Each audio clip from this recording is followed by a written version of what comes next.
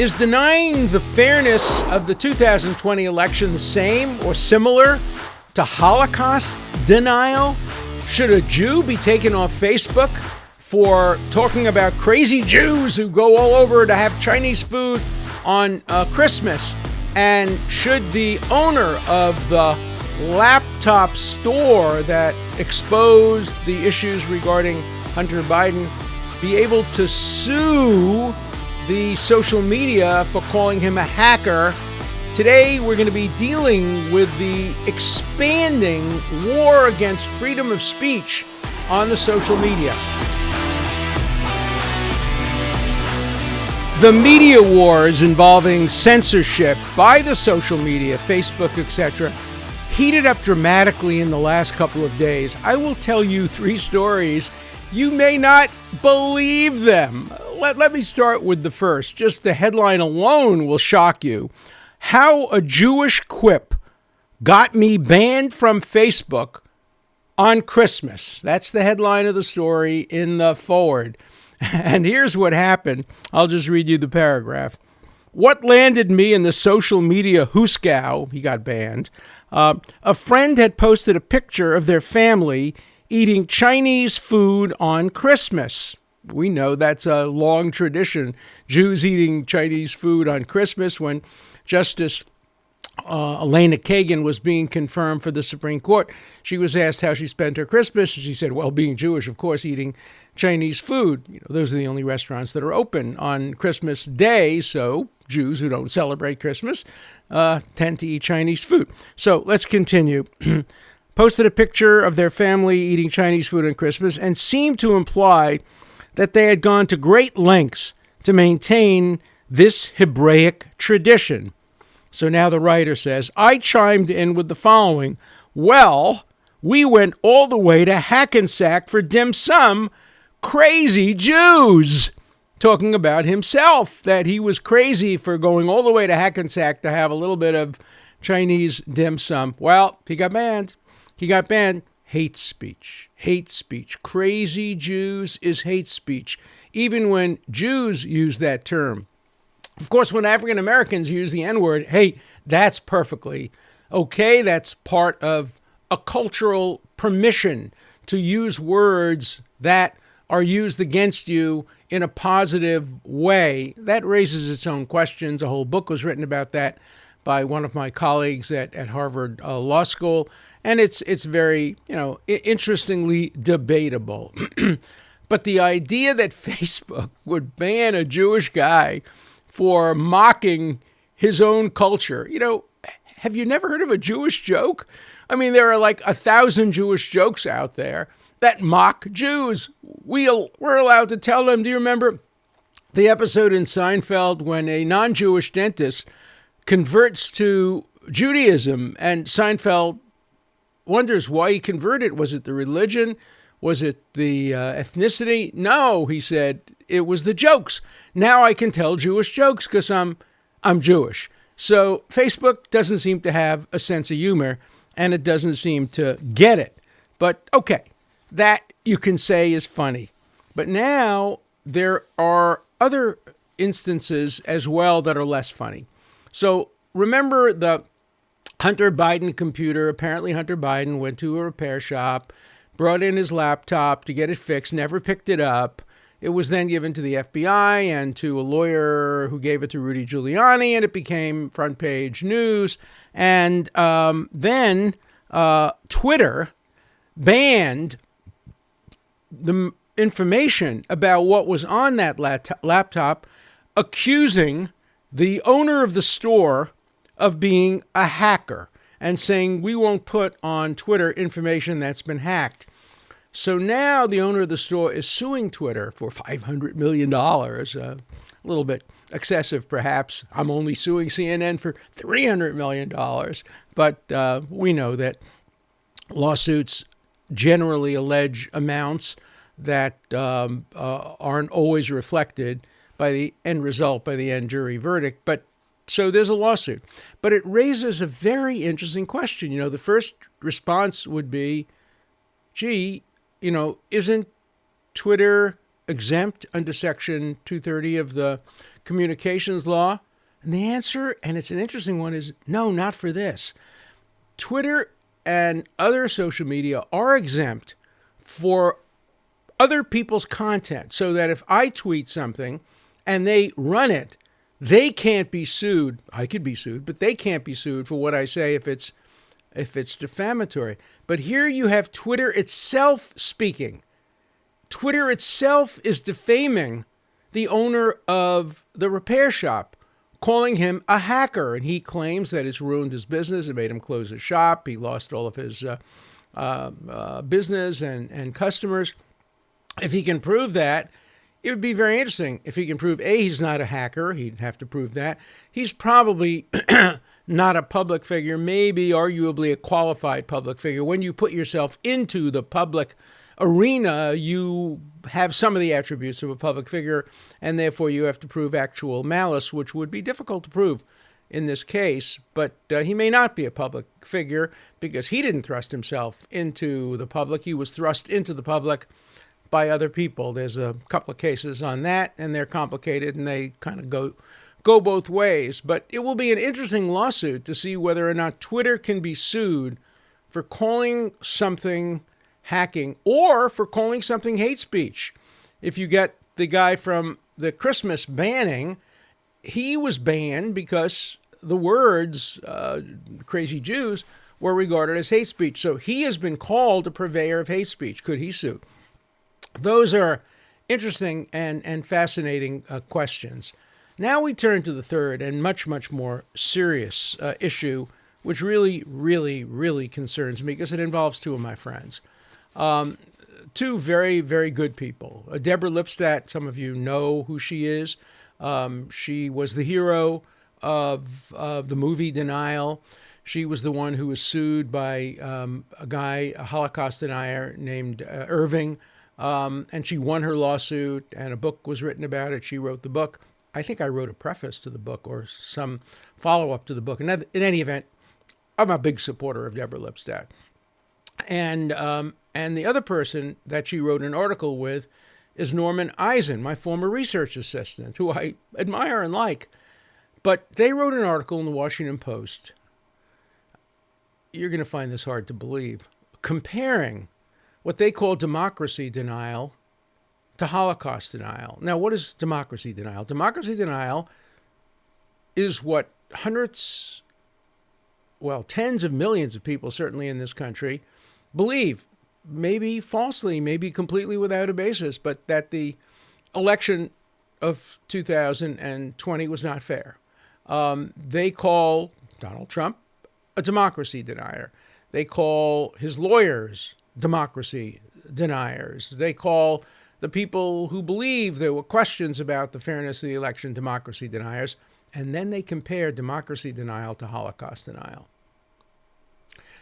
First of all, I think they ought to know better.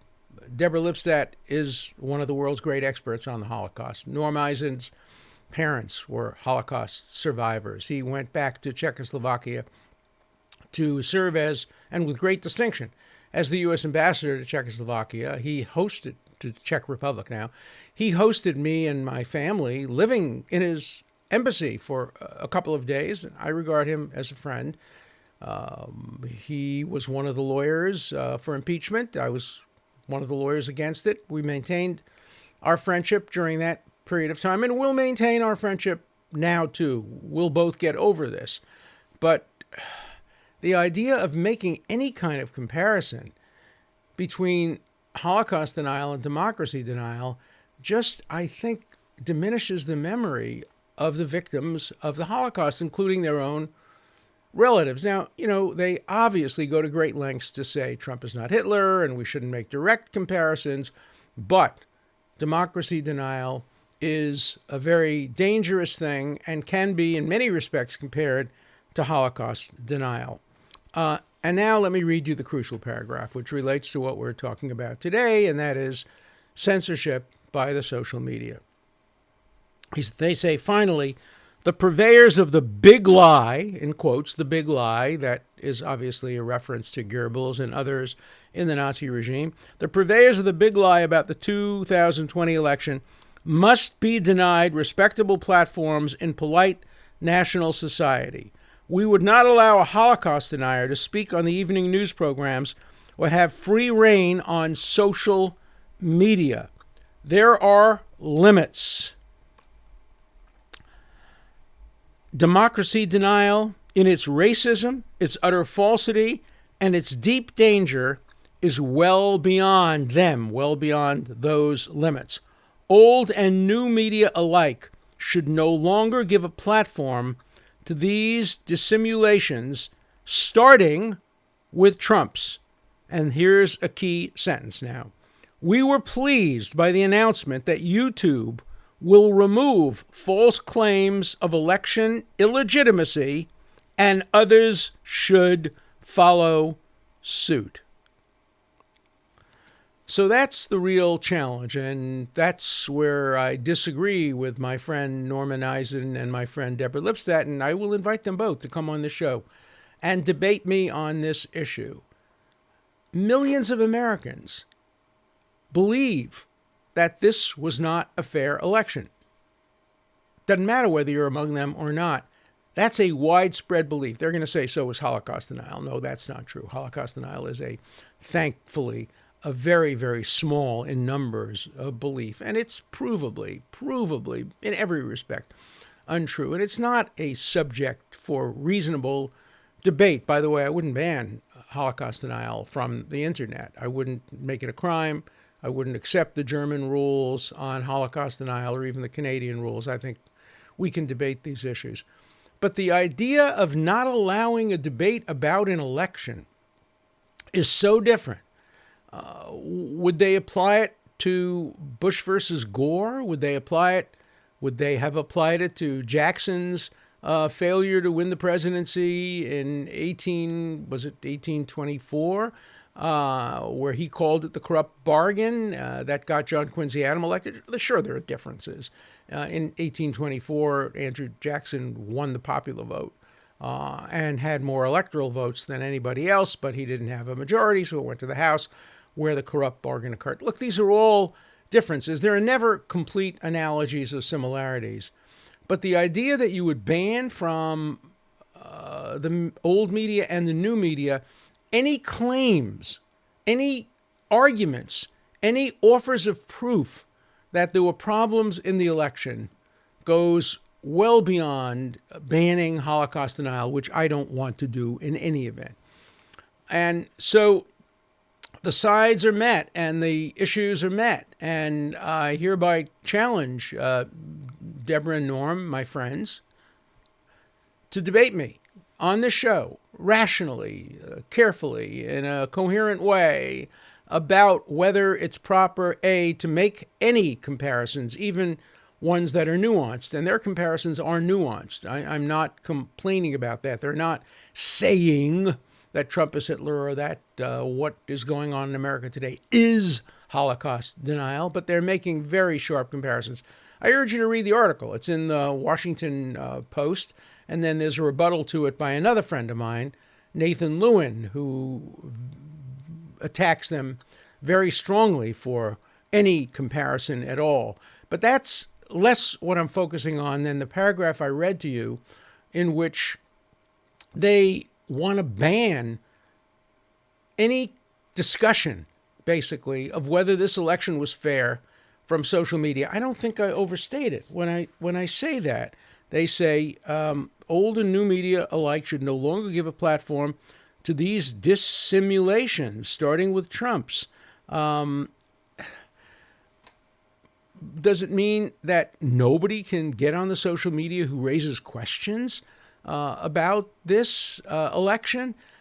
It's just not consistent with our First Amendment or the culture of the First Amendment. They've won the debate. Deborah and Norm, let me talk to you directly. You won the debate. You've persuaded the American people, the vast majority of them, that the election was fair. Your presidential candidate is going to be the president of the United States. Why don't you believe in the marketplace of ideas? Why would you shut down the marketplace to ideas that you disagree with? Why would you compare them to the most horrible event in world history, and to those who foolishly and in a failing way deny them. It's just not consistent with democratic principles. So come on my show, rethink your position. Hopefully you'll change your mind. Maybe when the passions of this election are over and we're into the Biden administration, you will rethink your attempt to censor what you call democracy denial, because what you're calling for is a form of democracy denial. Should we censor you? You're calling for denial of the most basic elements of democracy: free speech, debate, dialogue, disagreement, the ability to express wrong views. Remember, the First Amendment core mission is to protect the right to be wrong. You don't need to protect the right to be right. That's protected by the court of public opinion. It's the right to be wrong, the right to be mistaken, the right to even be perversely wrong. And we're not talking about defamation now. We're talking about a large issue. Was the election fair? Was it not fair? It's democracy denial. To deny people who hold views different from yours, wrong-headed views different from yours, the right to express them on social media or on the evening news. So we're living in very dangerous times. Because of the passions of the election, we're seeing people moving much too far against freedom of speech. We are seeing increasing intolerance of views that are different from the views of others. You've heard me on this show over and over again rail against that on college and university campuses, rail against students who are being denied admission to college or whose admissions are being revoked or are being told to withdraw their admissions because they said things when they were 15 years old or 16 years old that are politically incorrect. And the identity politics coupled with political correctness targets them and makes them the ones who have to pay the price for racism that continues to exist in pockets of our society. So I hope that once this election is in the history books, once we have a new president, we can get back to supporting basic democratic principles that not only include, but highlight free speech. Please don't deny free speech in the name of your partisan political views or your views of truth. Free speech is just too important. And you're always going to hear free speech of every kind on The Dershow. You're going to hear points of view that you disagree with, points of view that I disagree with. When I was a professor at Harvard for 50 years, I was known as the devil's advocate. I would take any view in class that was politically unpopular in order to make sure the students had an ability to deal with those views, because they're going to live in a world where those views are expressed. So to be a devil's advocate is to help promote the truth. And The Dershow will serve as a devil's advocate. We will present positions that are unpopular, that are politically incorrect, and that some good people like Norm Eisen and Deborah Lipstadt would have banned by the social media and by the old media. So you may not be able to read about controversial matters today on the social media, but you'll always be able to discuss them on this show. So I invite my viewers and listeners, please send in your provocative, politically incorrect, challenging questions or comments. Nothing is verboten on this show. Nothing will be censored on this show. We will not accept the notion that there are issues that are beyond the pale of acceptability. No matter what your issues are, I'll debate you. If you're a Holocaust denier, I'll prove you wrong. If you're making claims about the election, we'll have a nuanced discussion. But there will be no rules of censorship, no subjects that are out of bounds. So please call and write, but primarily call The Dershow, because I want to hear your voice and I want to be able to comment on your questions on The Dershow. And please call me with questions and comments and criticisms that you have of me and the show. The number is 216-710-0050. 216-710-0050. Call me. I really want to hear what you have to say. You provide the wits that completes the Dirt Show Wits.